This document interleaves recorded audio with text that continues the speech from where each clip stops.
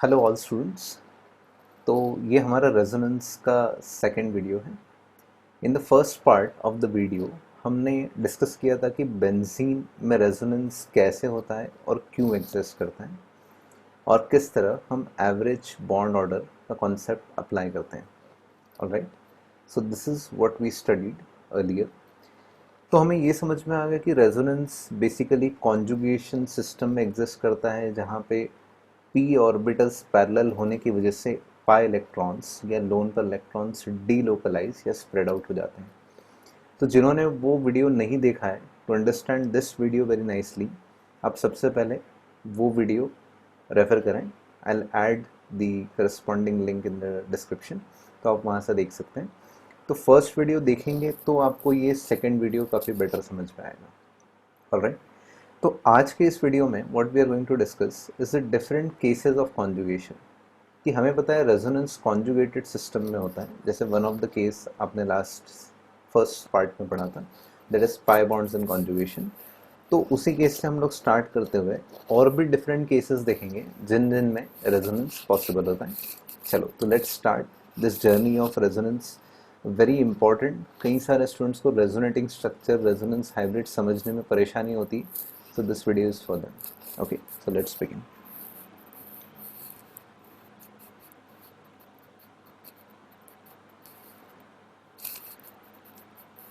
So we are going to study the different cases of conjugation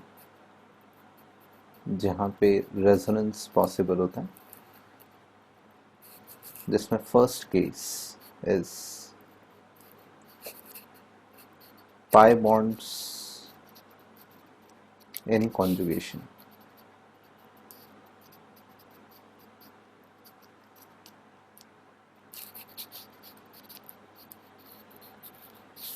pi bonds in conjugation is like benzene.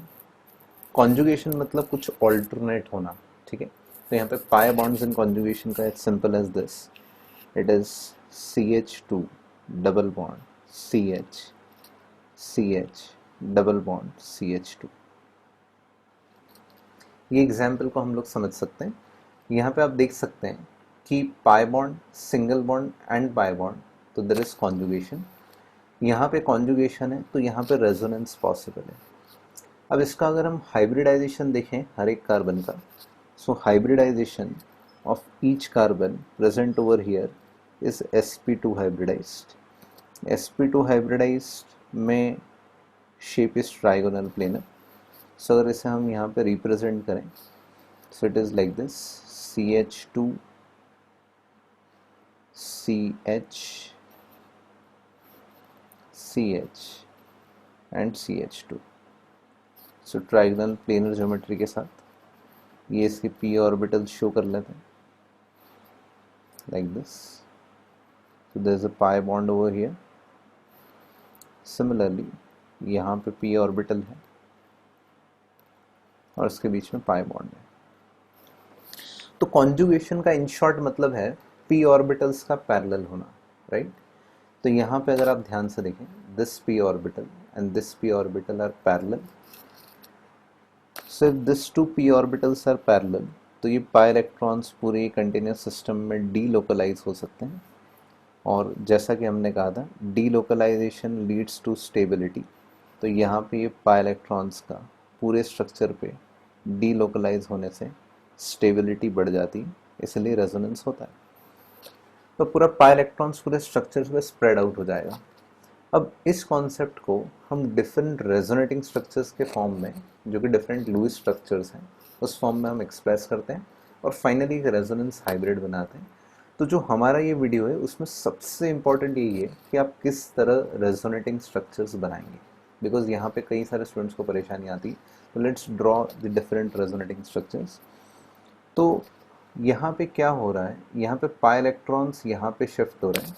So as you can see कि pi electrons यहाँ spread होने की वजह से अब ये जो कार्बन कार्बन बॉन्ड है, जो सेकेंड कार्बन और थर्ड कार्बन के बीच में, अब ये सिंगल बॉन्ड नहीं रहा, इसमें कुछ पाई नेचर भी आना शुरू हो गया। तो ये रिप्रेजेंटेशन हमारे रेजोनेंस हाइब्रिड में अपील होना चाहिए, वहाँ पे दिखना चाहिए कि C2 और C3 मीन्स सेकेंड और थर्ड कार्बन के बीच में we have some pi nature, it should be visible. Alright, so उसको यहाँ पे इनकॉर्पोरेट करने के लिए will draw the different resonating structures. So this is our first structure, ये हमारा फर्स्ट स्ट्रक्चर है। अब पाई इलेक्ट्रॉन्स का डीलोकलाइज होना उसको हम एरो नोटेशन से सिग्निफाई करते हैं। तो let's see how will show the arrow. तो ये इलेक्ट्रॉन यहाँ पे आएंगे कि यहाँ पे there is a development of pi character. Note that arrow is the movement of electrons, electron यहाँ से यहाँ जा रहे हैं, मतलब इस कार्बन से बॉन्ड ब्रेक हो रहा है, ये दोनों कार्बन के बीच का पाई बॉन्ड ब्रेक हो रहा है, उससे यहाँ पे पॉजिटिव चार्ज आ जाएगा और ये इलेक्ट्रॉन्स यहाँ चले जाएंगे। और कार्बन क्योंकि 5 बॉन्ड नहीं बना सकता, ये ऑलरेडी 4 बॉन्ड्स बना रहा है, 1 2 3 एंड 4, तो ये 5th बॉन्ड नहीं बना सकता, तो ये पाई इलेक्ट्रॉन्स यहाँ पे शिफ्ट हो जाएंगे। Now this is really important कि ये इलेक्ट्रॉन्स को हमें यहाँ शिफ्ट करना होगा। Okay, I will repeat it once again, ये इलेक्ट्रॉन्स यहाँ आएंगे, इस कार्बन के नंबर ऑफ बॉन्ड्स न बढ़े, इसलिए आप पाई इलेक्ट्रॉन को यहाँ पे शिफ्ट कर देते हैं। Alright, so let's draw the structure. इससे क्या स्ट्रक्चर बनेगा? सो इट इज CH2, इस पे पॉजिटिव चार्ज, यहाँ पे CH हो गया, फिर यहाँ बीच में डबल बॉन्ड आ जाएगा because of the shifting of pi electrons, यहाँ डबल बॉन्ड आ जाएगा। फर्स्ट कार्बन से इलेक्ट्रॉन जा रहे हैं तो इस पर पॉजिटिव चार्ज, फिर यहाँ पे इलेक्ट्रॉन आ रहे हैं तो इस पर negative charge, that is CH2, और लोन पेयर के साथ हम नेगेटिव चार्ज यहाँ पे शो कर देंगे। तो this is one of the resonating structure, I will call this as structure 2। अब यहाँ पे एक और बहुत इंपॉर्टेंट चीज़ ये है कि कई सारे स्टूडेंट्स के दिमाग में आ रहा है सर कि उल्टा भी तो हो सकता है, मतलब पाई इलेक्ट्रॉन्स यहाँ पे जाके ये इलेक्ट्रॉन यहाँ पे आ सकते हैं। तो बेटा बिल्कुल हो सकता है, वो हमारा एक और रेजोनेटिंग स्ट्रक्चर हो जाएगा। आप ध्यान दें, ये रेजोनेटिंग स्ट्रक्चर को ऐसे डबल हेडेड एरो से सेपरेट किया जाता है। तो let's draw the next resonating structure, that is CH2 CH double bond CH CH2, और उस केस में एग्जैक्ट उल्टा हो जाएगा, ये पाई इलेक्ट्रॉन्स यहाँ पे जा रहे हैं तो यहाँ फर्स्ट कार्बन पे पॉजिटिव चार्ज आ जाएगा और लास्ट कार्बन पे नेगेटिव चार्ज आ जाएगा। आप कहेंगे सर ये जो स्ट्रक्चर 2 और स्ट्रक्चर 3 तो बिल्कुल एक जैसे ही दिख रहे हैं, सिमिलर ही दिख रहे हैं, अगर इसी को हम ऐसे करके रख दें तो एग्जैक्टली इससे मैच हो जाएगा। Yes, no doubt about it, लेकिन बेटा ये दो अलग अलग स्ट्रक्चर्स हैं, बिकॉज अभी हम ये देखना चाहते हैं कि ये कार्बन और ये कार्बन डिफरेंट है, they are not same. So this carbon is same as this carbon, इस कार्बन पे पॉजिटिव चार्ज आ रहा है और इस कार्बन पे नेगेटिव चार्ज आ रहा है। तो यहाँ पे हर कार्बन की पोजीशन एक यूनिकली डिफाइंड है।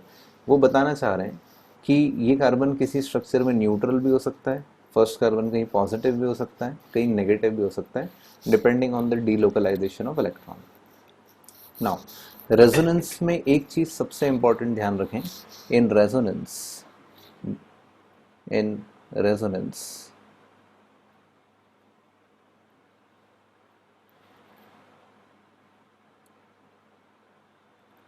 sigma bonds and atoms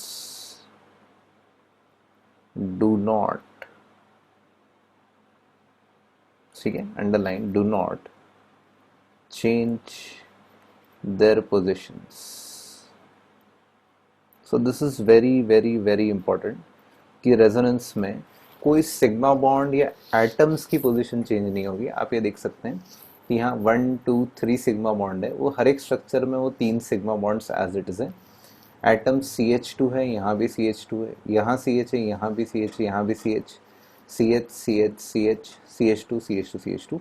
तो कोई एटम्स की भी पोजीशन नहीं चेंज हो गई, only pi bonds and lone pairs if they are there and they are participating in resonance, तो हो सकता है सिर्फ पाई बॉन्ड्स और लोन पेयर इलेक्ट्रॉन्स की पोजीशन चेंज होती है, बाकी कोई एटम या सिग्मा बॉन्ड की पोजीशन चेंज नहीं होती। इस चीज़ का हमें खासकर ध्यान रखना है।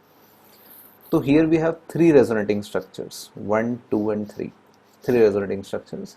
तो इन तीनों रेजोनेटिंग स्ट्रक्चर्स का जो एवरेज है that is the resonance hybrid which is the real structure.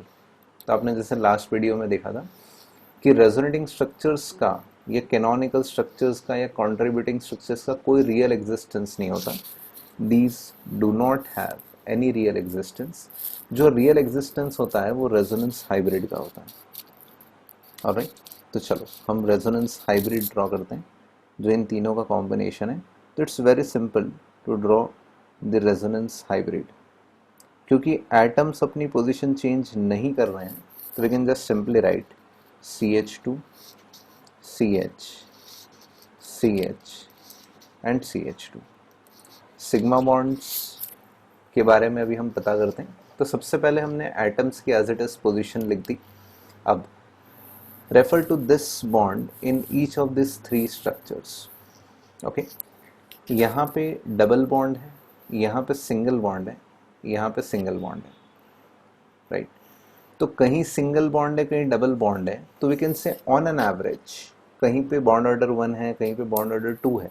जैसे स्ट्रक्चर 2 और 3 में बॉन्ड ऑर्डर 1 है, पहले दो कार्बन के बीच में सिंगल बॉन्ड है, तो bond order is number of bonds. यहाँ पे दो बॉन्ड्स है तो बॉन्ड ऑर्डर 2 है। तो कहीं पे बॉन्ड ऑर्डर 2 है, कहीं पे बॉन्ड ऑर्डर सिर्फ 1 है, तो we can say on an average this will be between 1 and 2, because कहीं पे बॉन्ड ऑर्डर 1 है, कहीं पे 2 है, तो जो एवरेज होगा वो 1 और 2 के बीच में ही होगा। तो 1 को पूरा बनाना है और 2 को पार्शियल बनाना है। अब कई सारे स्टूडेंट्स के एक दिमाग में आया होगा, सर यहाँ सिंपल एवरेज क्यों नहीं किया, आपने ऐसा क्यों नहीं किया कि यहाँ पे बॉन्ड ऑर्डर 2 है, यहाँ पे बॉन्ड ऑर्डर 1 है और यहाँ पे भी बॉन्ड ऑर्डर 1 है, तो why didn't you do like this 1 + 1 + 2 और 3 रेजोनेटिंग स्ट्रक्चर्स है तो डिवाइडेड बाय 3। इस तरह क्यों बॉन्ड ऑर्डर नहीं निकाला जो कि एवरेज बॉन्ड ऑर्डर होता है। तो बेटा ट्राई टू अंडरस्टैंड बेंजीन में और इसमें डिफरेंस है। क्या डिफरेंस है? बेंजीन में जो दो रेजोनेटिंग स्ट्रक्चर्स थे वो दोनों सेम स्टेबिलिटी के थे, सेम एनर्जी के थे, तो वहाँ पे सिंपल एवरेज आप कर सकते हैं। यहाँ पे देखें, यहाँ पे ये 1, 2 और 3 में आप नहीं कह सकते कि तीनों की एनर्जी इक्वल है। आप ये कह सकते हैं सेकंड और third same stability same energy के होंगे, बट फर्स्ट स्ट्रक्चर की एनर्जी और स्टेबिलिटी डिफरेंस होगी as compare to second and third. तो इसलिए इन केसेस में सिंपल एवरेज नहीं हो सकता। We can not do like this. ये जो हमने लिखा है ये गलत हो जाएगा, this would be wrong. But फिर भी एक अंदाज़ा आ सकता है कि कहीं पे बॉन्ड ऑर्डर 2 है, कहीं पे 1 है, तो it will be somewhere between 1 and 2। तो 1 बॉन्ड कंप्लीट है एंड सेकेंड इज पार्शियल। ठीक है, तो यहाँ पे आप नोट कर सकते हैं कि एवरेज बॉन्ड ऑर्डर कॉन्सेप्ट नहीं लगता है when the stabilities of resonating structure और their energies are different.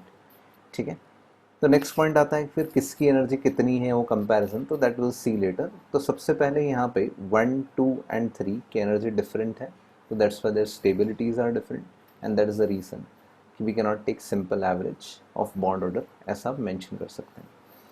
Similarly second और थर्ड में आप देखें, यहाँ बॉन्ड ऑर्डर 1 है, यहाँ बॉन्ड ऑर्डर 2 है, यहाँ बॉन्ड ऑर्डर 2 है, तो कहीं पे 2 है, कहीं पे 1 है, तो on an average again it will be between 1 and 2, so we can show it like this, one complete bond and the second is partial।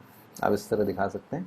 Obviously ये पार्शियल डबल बॉन्ड या ये पार्शियल डबल बॉन्ड का extent अलग अलग हो सकता है, but we are right now not interested in that. हम ये बताना चाहते हैं कि यहाँ से इलेक्ट्रॉन यहाँ शिफ्ट होने से या यहाँ से इलेक्ट्रॉन यहाँ शिफ्ट होने से यहाँ पे जो डबल बॉन्ड पूरा था वो थोड़ा कम हो चुका है, वो 1 पॉइंट समथिंग हो चुका है, और यहाँ जो सिंगल बॉन्ड था वहाँ कुछ डबल बॉन्ड कैरेक्टर आया है, वो भी 1 पॉइंट समथिंग है। That is what we want to show. And similarly यहाँ पे बॉन्ड ऑर्डर 2 है, यहाँ 1 है, 1 है, तो again between 1 and 2, so we can say this is also partial double bond character. तो ये हमारा एवरेज बॉन्ड ऑर्डर हो गया। Now similarly we can say about charges as well, because benzene में कहीं चार्जेस नहीं आ रहे थे फॉर्मल चार्जेस, बट यहाँ पे फॉर्मल चार्जेस आ रहे हैं। तो फर्स्ट स्ट्रक्चर में किसी भी कार्बन पे कोई चार्ज नहीं है, बट सेकेंड और थर्ड, वैसे सेकेंड और थर्ड की स्टेबिलिटी सेम दिख रही है। तो since first structure in first structure there is no formal charge, तो you can just eliminate it, उसमें कोई फॉर्मल चार्ज नहीं है, तो उसके बारे में सोच के कोई मतलब नहीं है। सेकेंड और थर्ड की स्टेबिलिटी तो इक्वल है, तो इन दोनों की स्टेबिलिटी इक्वल है, तो इन दोनों में तो सिंपल एवरेज किया जा सकता है। यस, तो यहाँ पे +1 है और यहाँ पे -1 है फर्स्ट कार्बन पे, तो what is the average of +1 and -1? We can do that. So average formal charge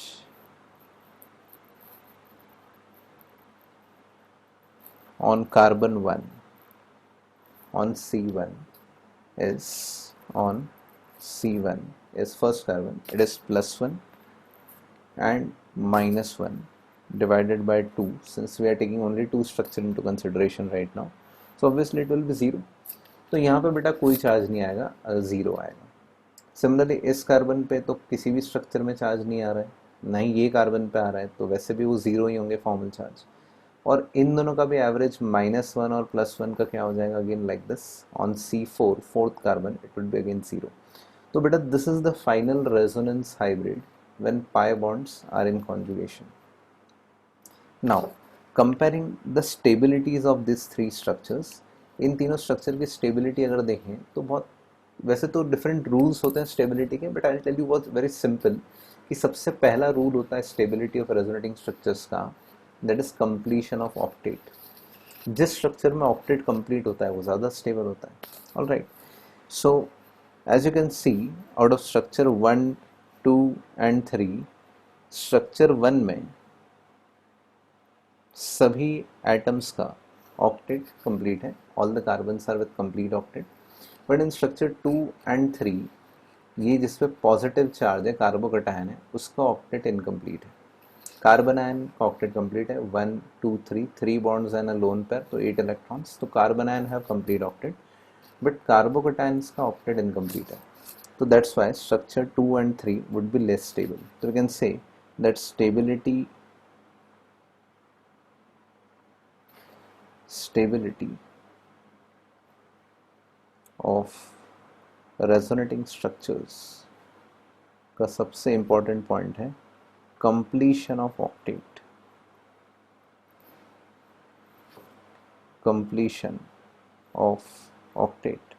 The structure with more atoms with complete octet would be more stable. So we can say that stability order is 1 is more stable than 2 equal to 3, because 2 and 3 will have equal stability. So we can say like this. Energetically beta इसको plot करें, so this is energy. So you know that जिस structure की energy सबसे ज़्यादा होगी वो सबसे unstable, तो structure 2 and 3 would be most unstable, then structure 1, और सबसे stable होता है resonance hybrid. Alright, resonance hybrid is the most stable because वही रियलिटी में एग्जिस्ट करता है जिसमें इलेक्ट्रॉन्स delocalized है completely, pi electrons. So resonance hybrid is more stable. So this is the energy of axis. If you compare 2 and 3, higher energy, less stable, then 1 little more stable, and resonance hybrid is the most stable, which is this structure. तो यहाँ पे एक और term हम define करते हैं called as resonance energy, which is the difference of resonance hybrid and the most stable resonating structure. तो since structure 1 is the most stable resonating structure, ये मोस्ट स्टेबल रेजोनेटिंग स्ट्रक्चर है, इसलिए इसे हम इसके और रेजोनेंस हाइब्रिड की जो एनर्जी के डिफरेंस को हम डिफाइन करते हैं रेजोनेंस एनर्जी. ऑलराइट, सो ये रेजोनेंस एनर्जी जितनी ज़्यादा होती है उतना रेजोनेंस ज़्यादा होता है, उतना रेजोनेंस हाइब्रिड ज़्यादा स्टेबल होता है, उतना ही वो मोर स्टेबल होता है. ठीक है, तो resonance energy is a very important parameter जिससे हम स्टेबिलिटी ऑफ रेजोनेंस हाइब्रिड का कंक्लूजन हम ड्रॉ कर सकते हैं. जितना एनर्जी गैप बढ़ेगा उतना मोस्ट स्टेबल रेजोनेटिंग स्ट्रक्चर और रेजोनेंस हाइब्रिड के बीच में एनर्जी गैप ज़्यादा होगा, उतना रेजोनेंस हाइब्रिड ज़्यादा स्टेबल होगा. ऑलराइट, तो लेट्स समराइज, हम लोग इस चीज़ को समराइज करते हैं हमने क्या क्या पढ़ लिया. तो सबसे पहले we started with case 1, that is pi bonds and conjugation. हमने इस चीज़ को समझा कि पाई बॉन्ड्स कॉन्जुगेशन क्या होते हैं. तो it is pi single and pi bond, उसमें पी ऑर्बिटल्स पैरेलल हो जाते हैं तो पाई इलेक्ट्रॉन्स डीलोकलाइज हो जाते हैं. हमने डिफरेंट रेजोनेटिंग स्ट्रक्चर्स बनाए जिनका कोई रियल एग्जिस्टेंस नहीं है, real existence is resonance hybrid. Average bond order यहाँ पे नहीं ले सकते because all have unequal energy, but formal charge का हम ले पाए बिकॉज वो इन दोनों स्ट्रक्चर में ही कंपैरिजन करना था which were of equal energy. Stability of resonating structures में it's a very important point that we refer to the completion of octet. और भी क्राइटेरिया होते हैं but first and the foremost criteria is completion of octet और more number of bonds. As you can see this structure has 1 extra bond as compared to this, एक pi bond ज़्यादा है यहाँ पे. So that's why structure 1 is more stable than 2 and 3. The difference of energy of resonance hybrid and the most stable resonating structure, उसे हम resonance energy कहते हैं. ये आप आपके नोट्स में ऐड कर सकते हैं. तो ये हमारा फर्स्ट केस ऑफ कॉन्जुगेशन था, जो लास्ट वीडियो की कंटिन्यूएशन का पार्ट है. Further more cases of conjugation एक एक करके हम सब्सिक्वेंट लेक्चर्स में पढ़ते जाएंगे. I hope I have convinced you with this first case of conjugation. Thank you everyone.